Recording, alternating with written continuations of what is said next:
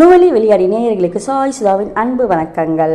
காதல் தின கொண்டாட்டம் ஆரம்பம். இன்று முதல் 14ஆம் தேதி வரை காதல் தின கொண்டாட்டமாக இந்த 8 நாட்களும் நான் உங்களிடம் என்ன சொல்ல வந்திருக்கேன் அப்படின்னா, 8 நாட்களும் 8 காதல் பாடல்களை எடுத்துக்கொண்டு வரப்போகிறேன்.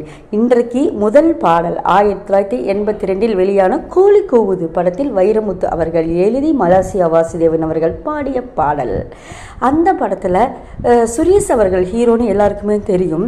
ஆனால் இந்த பாடல் பிரபு அவர்களுக்காக எழுதிய பாடல். பிரபு அவர்கள் தான் நடிச்சிருப்பாங்க. என்னடா இது அப்படிங்கிறீங்களா? அப்போ சுரேஷ் ஹீரோ, பிரபு செகண்ட் ஹீரோ. இப்போ போய் பாருங்கள், சூப்பராக இருக்கும். பூவி இளைய பூவி வரம் தரும் வசந்தமே, மடி மீது தேங்கும் தேனே எனக்கு தானே அப்படின்னும் சொல்லலாம். மலர் மீது தூங்கும் தேனே எனக்கு தானே அப்படின்னு வரும். அந்த பாடல் தொடக்கத்திலேயே செம அழகாக இருக்கும். பிரபு அவர்களும் சில்க் ஸ்மிதா அவர்களும் இந்த பாடலில் நடிச்சிருப்பாங்க.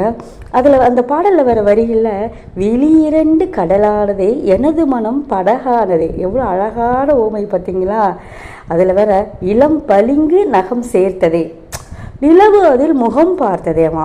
பளிங்கு நகம் சேர்க்குதான், அதில் நிலவு முகம் பார்க்குதான். ஐயோ, என்ன கற்பனை பாருங்கள்.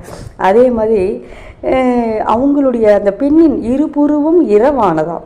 அந்த 2 பருவமே இரவாயிடுச்சான்.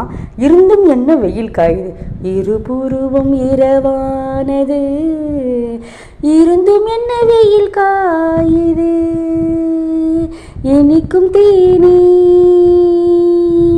எனக்கு தானே, பூவி இளைய பூவி. பாடலை தவறாமல் கேளுங்க. என்றும் இனிக்கும், என்றும் காதலர்களை ரசித்து ருசித்து பாடும் பாடல். கவனமாக நிதானமாக தவற விடாமல் உடனே கேளுங்க. நன்றி, வணக்கம்.